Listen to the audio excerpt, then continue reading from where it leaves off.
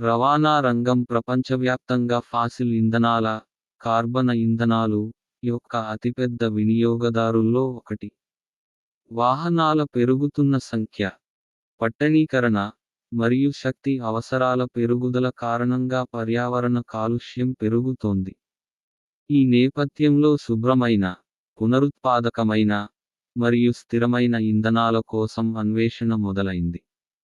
ఆ పరిష్కారాలలో ఒకటి ఎథనాల్ కలిపిన పెట్రోల్. ముఖ్యంగా E20 పెట్రోల్ అంటే 20% ఎథనాల్ ప్లస్ 80% పెట్రోల్ మిశ్రమం. భారతదేశం ప్రపంచంలో మూడవ అతిపెద్ద చమురు వినియోగదారుగా ఉంది. దేశం సుమారు 85% క్రూడ్ ఆయిల్ను దిగుమతి చేసుకుంటోంది. ఇంధన దిగుమతులపై ఆధారపడటం, పెరుగుతున్న ధరలు, మరియు పర్యావరణ పరిరక్షణకు చేసిన అంతర్జాతీయ ఒప్పందాలు పారస్ అగ్రీమెంట్ కారణంగా ఎథనాల్ మిశ్రిత ఇంధన విధానం అత్యవసరమైంది.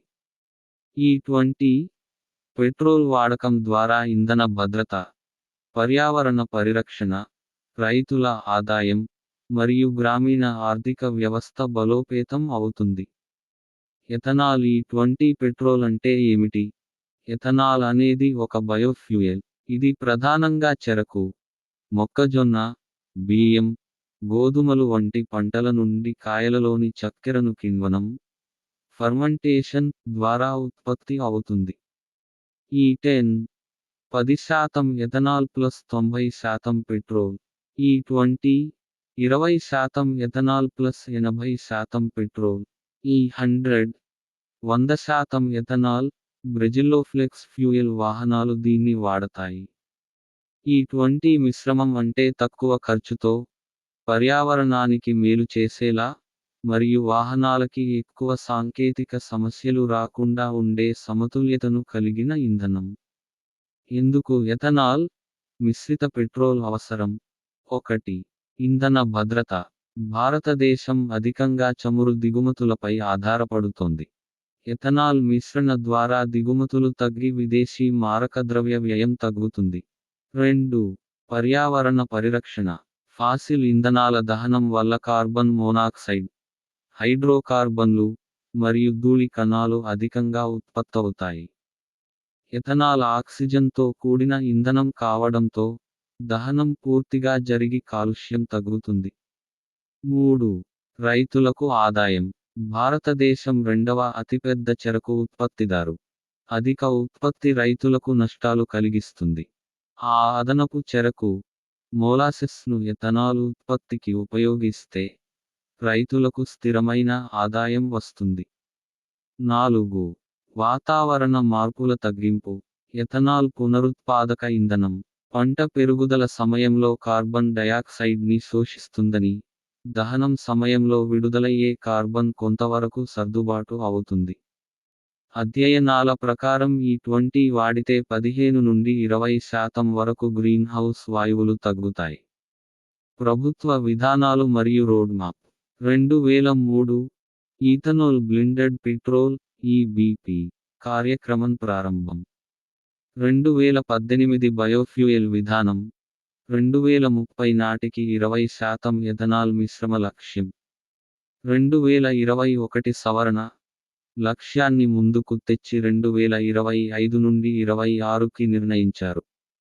2023 ప్రధాని నరేంద్ర మోదీ 11 రాష్ట్రాలు, కేంద్రపాలిత ప్రాంతాల్లో E20 పెట్రోల్ విడుదల చేశారు. లక్ష్యం: ప్రతి సంవత్సరం సుమారు 1000 కోట్ల లీటర్ల ఎథనాల్ ఉత్పత్తి.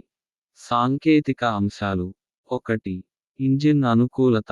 ప్రస్తుతం వాహనాలు ఎక్కువగా E10 కోసం తయారయ్యాయి. E20 వాడితే ప్రయోజనం: ఇంధన దహనం శుభ్రంగా జరగడం, ఇంజిన్ నాక్ తగ్గడం.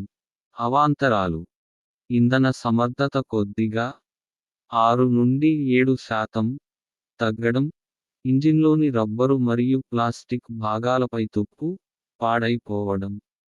2. నిల్వ మరియు రవాణా. ఎథనాల్ తేమను ఆకర్షిస్తుంది మరియు లోహాలకు తుప్పు కలిగిస్తుంది. అందుకే ప్రత్యేక నిల్వ ట్యాంకులు, పైప్లైన్లు, పంపులు అవసరం. 3. పరీక్షలు. ARAI మరియు SIAM చేసిన పరీక్షల ప్రకారం E20 వాడకం సాధ్యమే. వాహనాల్లో కొన్ని చిన్న మార్పులు చేస్తే ఇబ్బందులు ఉండవు. E20 పెట్రోల్ లాభాలు. 1. ఆర్థిక లాభాలు. విదేశీ చమురు దిగుమతులపై ఖర్చు తగ్గి ప్రతి సంవత్సరం 30,000 కోట్ల వరకు ఆదా అవుతుంది. రైతులకు కొత్త మార్కెట్ లభిస్తుంది. గ్రామీణ ప్రాంతాల్లో ఉద్యోగాలు పెరుగుతాయి. 2. పర్యావరణ లాభాలు. కార్బన్ మోనాక్సైడ్ విడుదల 30 నుండి 50% తగ్గుతుంది.